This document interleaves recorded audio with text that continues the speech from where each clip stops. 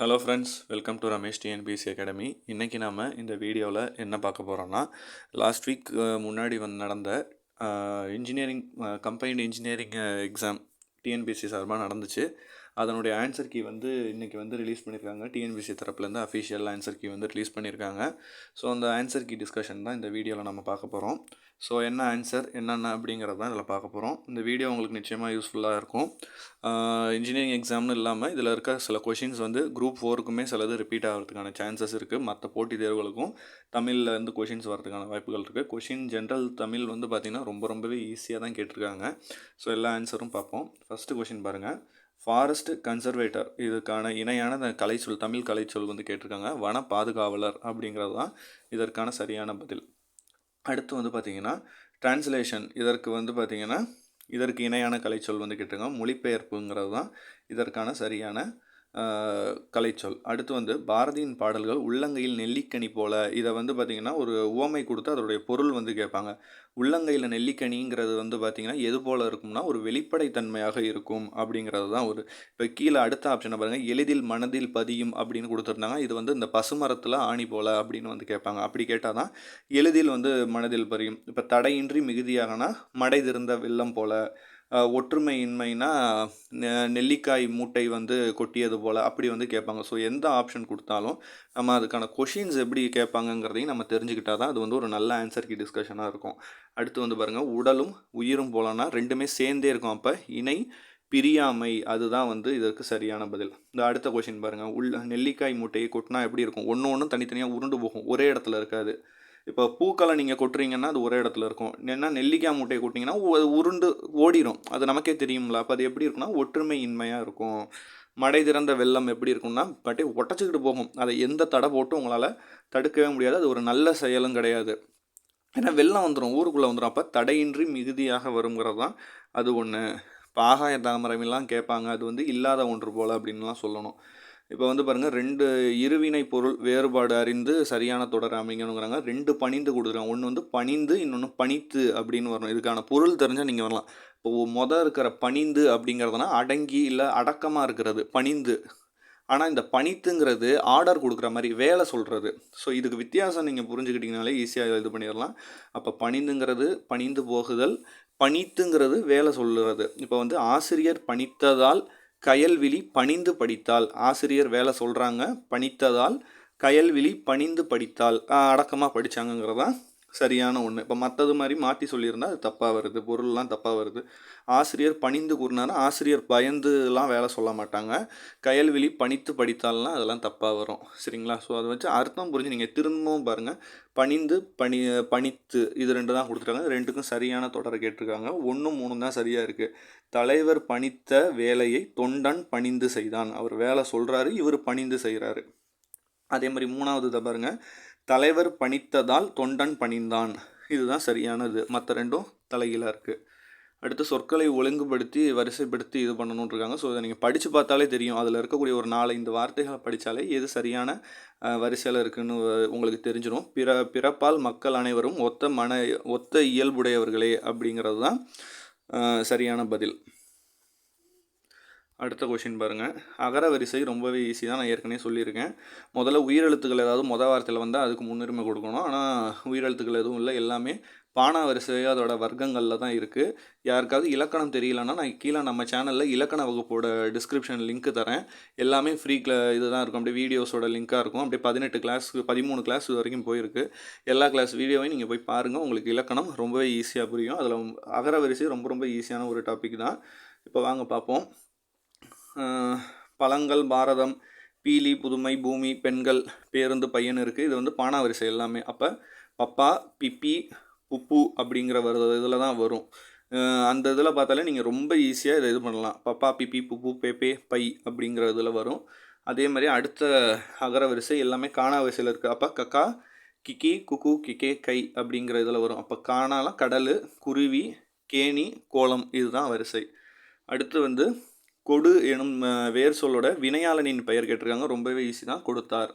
அடுத்து வேர் சொல்லை கொடுத்து வினைமுற்றை அறிதல்னு இருக்காங்க. பேசுங்கிறதோடைய வினைமுற்று எதுனா பேசினான். அடுத்து கான் எனும் வேர்ச்சொல்லின் பதம் அறிகனா அது எதுலேருந்து வருது, வேர்ச்சொல் வருதுன்னா கண்டேன், அதை வந்து தான் கான் அப்படின்னு வரும்.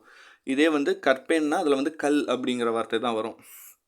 அடுத்து வந்து விரை விரை இது ரெண்டோட இது பண்ண சொல்லுவாங்க. முதல் விரை வந்து விதையை குறிக்கும். அடுத்த இந்தரானா அந்த இதில் வர்றதுல வந்து விரை வந்து மறத்தல் அப்படிங்கிற பொருளை குறிக்கும். அடுத்து விலை, இந்த விலை கொடுத்தாங்க. முதல் விலை வந்து பார்த்திங்கன்னா உண்டாக்குதல், விளைவித்தல், விவசாயம் பண்ணுற விலை, அந்த விளைவித்தல்.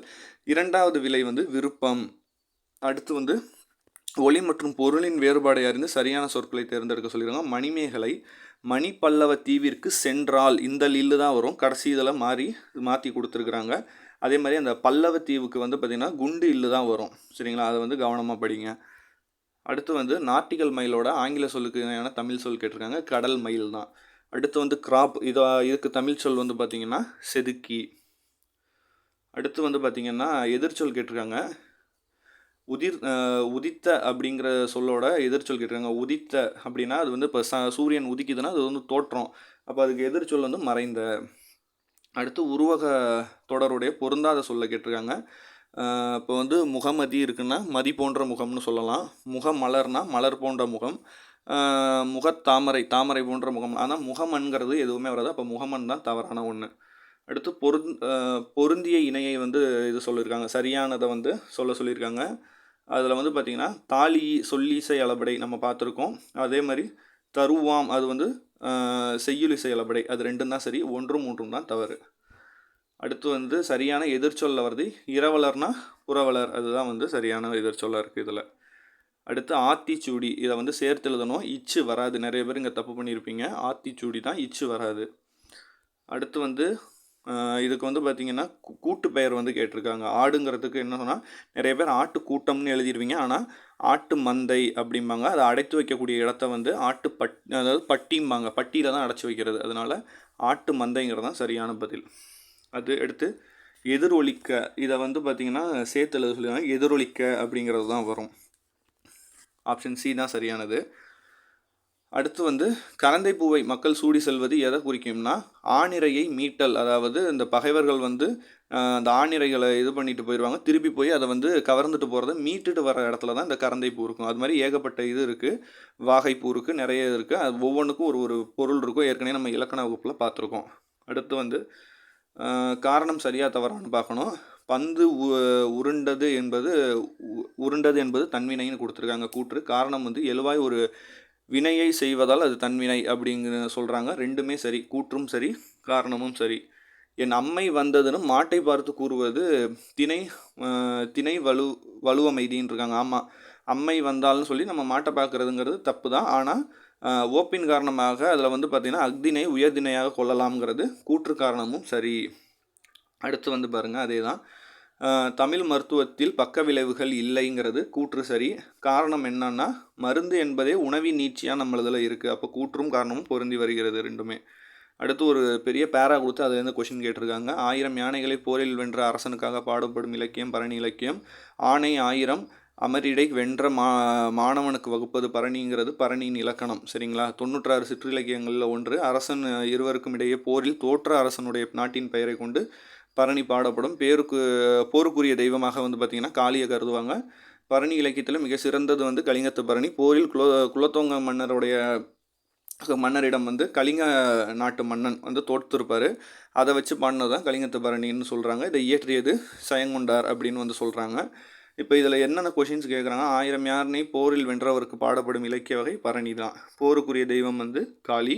அமர் அப்படிங்கிற சொல்லுடைய பொருள் வந்து போரை குறிக்கும். அடுத்து 96, இதை பிரித்து சொன்னால் 90 கூட்டல் 6 அப்படின்னு பிரிக்கிறாங்க. பரணி இலக்கியம் யாரால் இயற்றப்பட்டதுன்னா சயங்கொண்டார்.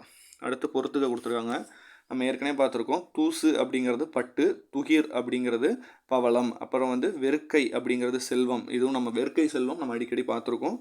அப்புறம் வந்து நோடைங்கிறது விலை. அடுத்த பொறுத்துக்க நேமிங்கிறது வந்து பார்த்திங்கன்னா சக்கரத்தை குறிக்குது. தூய் அப்படின்னு வந்து கொடுத்துருக்காங்க, அது வந்து தூவி அப்படின்னு இருக்குது. விரிச்சி அப்படிங்கிறது நற்சொல். அப்புறம் வந்து சூவல் அப்படிங்கிறது தோல். அடுத்து அது ஒரு இனிய பாடல், இதில் வந்து இது சொல்லியிருக்காங்க, பிழையை நீ திருத்திட்டு எழுத சொல்லியிருக்காங்க.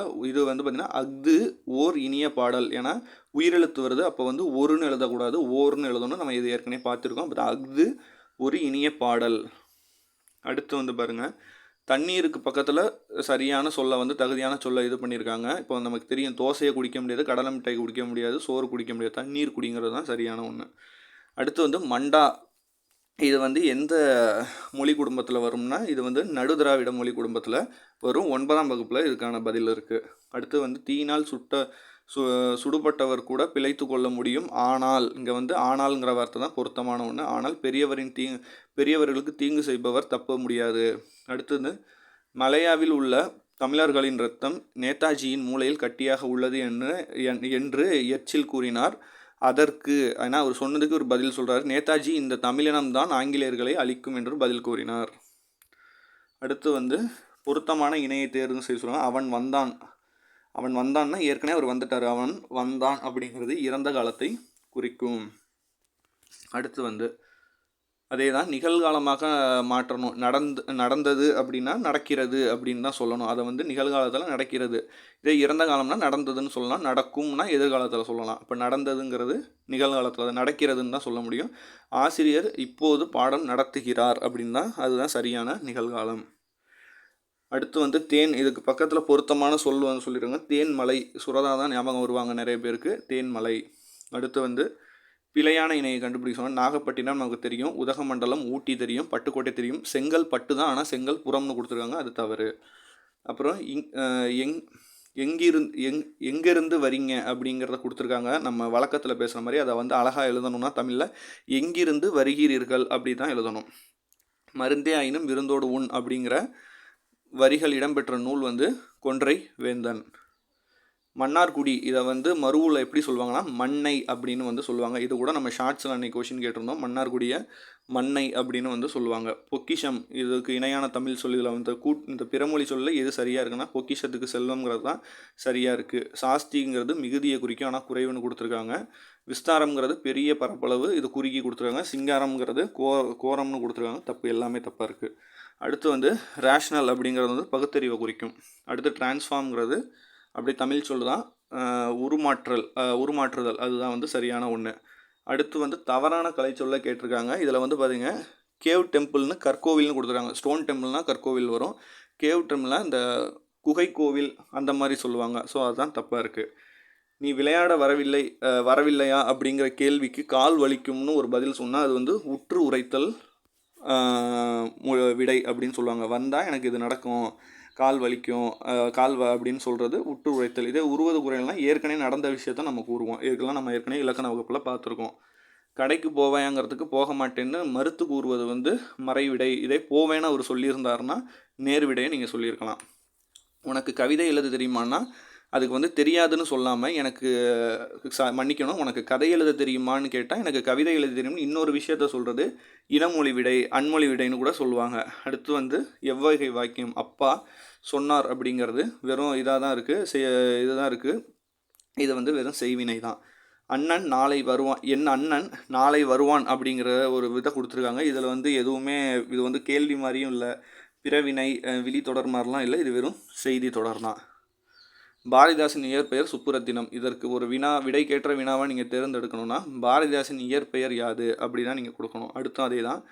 என்ன கொடுத்துருக்காங்கன்னா, கல்வி கற்றவர் அவர் கற்ற கல்வியே அழகு ஆயினும் ஆகையால் அவருக்கு அழகு சேர்க்கும் பிற அணிகலன் தேவையில்லை. அப்போ இதை நம்ம எப்படி கேள்வியாக மாற்றணும்னா, கல்வி கற்றோருக்கு ஏன் பிற அணிகலன்கள் தேவையில்லை அப்படிங்கிறது தான் நம்ம போடணும். அடுத்து சொற்களை ஒழுங்குபடுத்தி எழுதணும். இது நான் ஏற்கனவே சொல்லியிருக்கேன், நீங்கள் நாளையும் படித்து பார்த்தாலே தெரியும். நம் முன்னோர்களின் வாழ்க்கை இயற்கையோடு இயந்தவை அப்படிங்கிறது தான் சரியான பதில். அடுத்து கதிரவன் காலையில் உதிர்த்து மாலையில் மறையும். இதுவும் நமக்கு தெரிஞ்சது தான். அடுத்து அகர வரிசை திருப்பி கொடுத்துருக்காங்க. இந்த வாட்டி பாருங்கள், எல்லாமே எழுத்து உயிரெழுத்தில் இருக்குது. இது ரொம்ப ஈஸி தான். அப்படியே ஆனா அவன்னா, ஈனா ஈயன்னா, ஊனா ஊவனாங்கிற வரிசையில் எழுதினாலே ஈஸியாக இதுக்கு வந்து மார்க் வாங்கிட்டு போயிடலாம். அடுத்து வந்து பாருங்கள், வேர்ச்சொல் தேர்வு செய்ய. நடக்கிறது. அப்போ வேர்ச்சொல் எப்பவுமே கட்டளையிடுற மாதிரி இருக்கும். அப்போ நடக்கிறனா நட அப்படின்னு சொல்லணும். தருகின்றனா தா அப்படிங்கிற மாதிரி இருக்கும். சரிங்களா? அடுத்து வந்த கொஷின் பாருங்கள், முகில். இதுக்கு வந்து ஒரு பொருள் பல சொற்கள் சொல்கிறோம். முகில்னால் வந்து மேகத்தை குறிக்கும். அப்போ வந்து காருங்கிறதும் மேகத்தை குறிக்கும். ஸோ மேகம் வந்து பாருங்கள், நம்மளை குழப்பறதுக்காக 4 ஆப்ஷன்லேயுமே வச்சுருக்காங்க. ஆனால் காருங்கிறதும் மேகத்தை குறிக்கும். இப்போ மற்றதில் தப்பானது இருந்தாலும் நம்ம அதை குறைச்சிடலாம். அதே மாதிரி கொண்டல்ங்கிறதும் மேகத்தை குறிக்கும். ஆனால் அந்த களிங்கிறதெல்லாம் மேகம் கிடையாது. அடுத்து தாவரத்தின் நுனின் பகுதியை குறிக்கும் வேறு சொல் தோகை அப்படின்னு வந்து கொடுத்துருக்காங்க. தோகைங்கிறது தவறான ஒன்று. துளிர், குருத்து, முறிங்கிறதெல்லாம் வரும். தோகைங்கிறது இலையை குறிக்கும், தவறான ஒன்று அது. அடுத்து காடு எனும் பொருள் தரும் சொற்களை கண்டறிகின்றிருக்காங்க. அரண், அடவி, அது ரெண்டுமே காடை தான் குறிக்கும். காடுக்கு நிறைய இருக்குது, கான் இருக்குது, நிறைய இருக்குது. மரபு பிழையுள்ள சொற்களை இது சொல்லியிருக்காங்க. கீரி குட்டின்னு இருக்காங்க. கீரி பிள்ளை அந்த மாதிரி வந்திருந்தால் சரி. மரக்கன்று, குருவி குஞ்சு, அப்புறம் வந்து சிங்கங்குருளை, இதெல்லாம் வந்து சரியாக இருக்குது. கீரி குட்டிங்கிறது தப்பாக இருக்குது. வலுவற்ற தொடர் கேட்டிருக்காங்க. கயல், பானை வனை கற்றுக்கொண்டால். பானை செய்கிறதுக்கு வந்து செய்தல்னு பேர் கிடையாது, வனைக்கிறதுன்னு சொல்லுவாங்க. பானையை வந்து வனைத்தல் அப்படின்னு தான் சொல்லுவாங்க. அதுதான் சரியான பதில். அடுத்து பிழையை நீக்கி எழுத சொல்லியிருக்காங்க. நல்ல தமிழில் எழுதுவோம், அதுதான் வந்து நல்ல தமிழ் எழுதுவோம் கிடையாது, நல்ல தமிழில் எழுதுவோங்கிறது தான் சரியான பதில். அடுத்து புலி என்ற விலங்குடைய சரியான இளம் பெயர் எது கேட்டிருக்காங்க. புலி பரல், அதுதான் வந்து சரியான பதில். நிறைய பேர் புலி குட்டின்னு போட்டுருவீங்க, ஆனால் புலி பரல் தான் சரியான பதில். காடுருவாக்கி அப்படின்றது இதுக்கு எதிர்ச்சொல்லை வந்து தேர்ந்தெடுக்க சொன்னால், அப்போ காடழித்தல், காடை உருவாக்கிங்கிறதுக்கு நிறைய பேர் பிரித்து எழுதிட்டு போயிருவீங்க. காடழித்து அப்படின்னு தான் சரியான எதிர்ச்சொல். அடுத்து தொன்மை அப்படிங்கிறதோடைய எதிர்ச்சொல் கேட்டிருக்காங்க. தொன்மைனா பழசு, அப்போ அதுக்கு எதிர்ச்சொல் வந்து புதுமை. நானிலம், இதை பிரித்து எழுதணும். 4 கூட்டல் நிலம். நானிலம் படைத்தவர் யாருங்கிறத கமெண்ட் செக்ஷனில் சொல்லுங்கள். சரியாக பதில் சொல்கிறீங்களான்னு பார்ப்போம். அடுத்து தான் என்று, தான் கூட்டல் என்று அப்படின்னு தான் சொல்லணும். அடுத்து வந்து பார்த்திங்கன்னா வல்லுருவம் அப்படின்னு கொடுத்தோன்னா வன்மை கூட்டல் உருவம் அப்படிங்கிறதான் பிரிக்கணும். வன்மைங்கிறது அதில் வரும். அடுத்து கத்துங்குயில் ஓசை சற்றென வந்து காதினின் படுவோம் என்று பாரதியார் சொல்லியிருக்காங்க. இதில் வந்து பார்த்திங்கன்னா மரபு, இதில் வந்திருக்க வலுவமைதி எதுனா வலுவமைதி தான், மரபு வலுவமைதி தான் வந்து இதில் வந்திருக்கு. ஏன்னா குயில் கத்தும்னு நம்ம சொல்ல மாட்டோம், குயில் கூவும்னு நம்ம சொல்லுவோம், அதுதான் மரபு. ஆனால் இதில் வந்து கத்துங்குயில் ஓசைன்னு கொடுத்துருக்காங்க, அது மரபு வலுவமைதி தான். ஆனால் நம்ம இதுக்காக எடுத்துக்கிறோம். ஆயுத எழுத்து உடம்புல எந்த பகுதியிலேருந்து பிறக்குதுன்னா, நம்ம எதுவும் ஏற்கனவே இலக்கண வகுப்பில் பார்த்தோம், தலையிலேருந்து பிறக்கும்.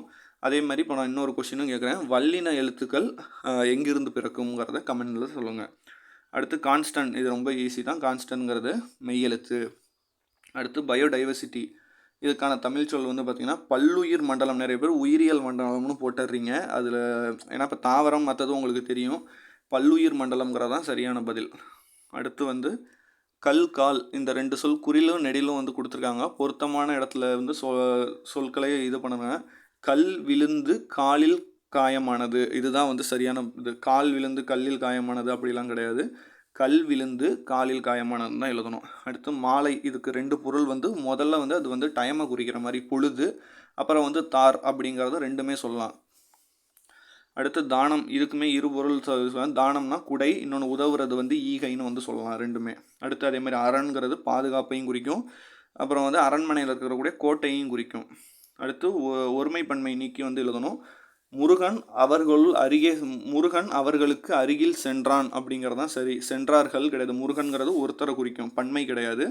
அப்போ முருகன் அவர் அருகில் சென்றார்கள்னு வராது, தெளிவாக புரிஞ்சுக்கணும். அப்போ முடிகிற வார்த்தை சென்றான்ங்கிறத தான் இருக்குது, சென்றாருங்கிறதுல அங்கே அவர்கள் வருது. அப்போ முருகன் அவர்கள் அருகில் சென்றான்ங்கிறது தான் சரியான பதில். பிழையற்ற ஒருமை தொடர் எதுனா நான் அல்லேன் அப்படிங்கிற. நான் அல்லோம்னா அது நிறைய பேரை குறிக்கும், அதே மாதிரி நீ அல்லீர்னா நிறைய பேரை குறிக்கும். நான் அல்லேங்கிறது தான் சரியான பதில். அடுத்து வந்து பொறுத்துக்க கொடுத்துருக்காங்க. கொங்கு அப்படிங்கிறது நமக்கு தெரியும், மகரந்தத்தை குறிக்கும். அப்புறம் வந்து அலருங்கிறது மலர்தல், மலரில் இருக்கக்கூடிய நிலைகளில் அது ஒன்று. அடுத்து வந்து பார்த்திங்கன்னா திகிரி அப்படிங்கிறது வந்து பார்த்திங்கன்னா ஆணை சக்கரம் அப்படின்னு கொடுக்கும். மேருங்கிறது இமயமலை நமக்கு தெரியும். அடுத்து இதே மாதிரி நான் ஏற்கனவே சொல்லியிருந்தேன், பக்கத்தில் இருக்கிற வார்த்தையில் முதல் வார்த்தை உயிரெழுத்தா, ரொம்ப சிம்பிளாக உயிரெழுத்து வந்திருந்தால் அதுக்கு முன்னாடி அப்படிங்கிற மாதிரி அந்த இதில் வரும்னு சொல்லியிருந்தேன். இப்போ பாருங்கள், இதில் வந்து சரியான இதுக்கிறாங்க. ஒரு வண்ணத்து பூச்சியின் சிறகசைப்பு உலகில் எங்கோ ஒரு எதிர்வினையாக ஏற்படுத்தும் அப்படின்னு வந்து அறிவியல் கூறுகிறதுங்கிறது தான் சரியான பதில். அடுத்து தேவர் அனைவர் கயவர், இது வந்து ஈஸியான ஒரு திருக்குறள் தான். தேவர் அனைவர் கயவர் அவர்தம் இது வந்து இது வஞ்ச புகழ்ச்சி அணின்னு நினைக்கிறேன். வஞ்ச புகழ்ச்சி அணியில் இது வர ஒரு எடுத்துக்காட்டு, மன்னிச்சிருங்கப்பா. அடுத்து வந்து சரியான தொடரை வந்து இது பண்ண சொல்லியிருக்காங்க. இந்தியாவின் பறவை மனிதர் டாக்டர் சலீம் அலி. இந்த தொடர் தான் வந்து சரியான இது. இவர் எழுதிய புக்கு தான் ஸ்பேரோ. அது வந்து ஹால் ஆஃப் ஸ்பேரோ. அது வந்து பார்த்துக்குவோம், அது மட்டும் செக் பண்ணிக்கிறேன், கொஞ்சம் மறந்துட்டேன். அடுத்து வந்து நண்பா படி. இது எவ்வகை தொடர்னா விழித்தொடர். சரிங்களா. அடுத்து வந்து சரியான வினா சொல்லை தேர்ந்தெடுக்க சொல்லியிருக்காங்க. மதிப்பு கூட்டல் என்றால் ஏன்னு சொல்லக்கூடாது, எதுன்னு சொல்லக்கூடாது. மதிப்பு கூட்டல் என்றால் என்ன அப்படிங்கிறது தான் சரியான பதில். பெயர் சொல் வந்து எத்தனை வகைப்படும் கேட்டிருக்காங்க. எத்தனை வகைங்கிறது தான் கேள்வியே. பெயர் சொல் எத்தனை வகைப்படும் அப்படின்னு தான் சொல்லணும். என்ன வகைப்படும், ஏன் வகைப்படும்லாம் கேட்கக்கூடாது. அதேமாதிரி அறநெறிச்சாரம் என்பதன் பொருள் என்ன அப்படின்னு தான் கேட்கணும். ஸோ கொஷின்லாம் ரொம்ப ஈஸியாக தான் இருக்குது. தமிழரசி வள்ளுவரை ஓவியமாக வரைந்தால். இது வந்து இறந்த காலம். இதுதான் வந்து சரி. மற்றது வந்து மாற்றி கொடுத்துருக்காங்க. அடுத்து வந்து எழுத படிக்க தெரிந்து கொள்ள வேண்டும் என விரும்புகிறேன் அப்படிங்கிறது வந்து என்ன இருக்குன்னா, பேச்சு வழக்கு பிழை அல்லாத தொடராக வந்து அதில் இருக்குது. தெரிஞ்சுக்கணும் அப்படிலாம் நம்ம பேசுவோம். ஆனால் தெரிந்து கொள்ள வேண்டுங்கிறது தான் பிழையற்ற சொல்லாக இருக்குது. சரியான எழுத்து வழக்கு தொடர் நீ யார் நீ, எங்கு வந்த, யார்ப்பா நீனு, எங்கே வந்த அப்படின்லாம் எழுத மாட்டாங்க. யார் நீ, எங்கு வந்தாங்கிறது தான் சரியான ஒன்று. அடுத்து நிறுத்தல் குறியீடை சரியாக போட சொல்லியிருக்காங்க. நல்லவன் வாழ்வான், தீயவன் தாழ்வான். அது ஒரு சென்டென்ஸ் முடிஞ்சிருச்சுன்னா அப்போ அந்த மிஸ்டு கமா வந்து போட்டுறணும். அடுத்து பின்வரவற்றுள் சரியான எழுதப்பட்ட நிறுத்தல் குறியீடை கண்டுபிடிக்க சொல்லியிருக்காங்க. காகிதத்திற்கு காது உண்டா அப்படிங்கிறது ஒரு கேள்வியாக வருது. அப்போ அங்கே கேள்வி. அதற்கு காது கேட்குமா அப்படிங்கிறது 2 கேள்வி. அப்போ 2க்குமே 2 கொஷின் மார்க் போட்டாலே போதும். ஸோ இதோட ஜென்ரல் தமிழுக்கான ஆன்சர் கீ முடியுது. இந்த வீடியோ உங்களுக்கு ரொம்பவே யூஸ்ஃபுல்லாக இருக்கும்னு நினைக்கிறேன். இது போக நிறைய ஸ்டடி மெட்டீரியல், டெஸ்ட் பேட்ச் எல்லாமே நம்ம சேனலில் இருக்குது. ஸோ அதெல்லாம் செக் பண்ணி பாருங்கள். இந்த வீடியோவை இறுதி வரைக்கும் பார்த்தவங்களுக்கு என்னோட நெஞ்சார்ந்த நன்றிகள். தொடர்ந்து சப்போர்ட் பண்ணுங்கள். நன்றி, வணக்கம்.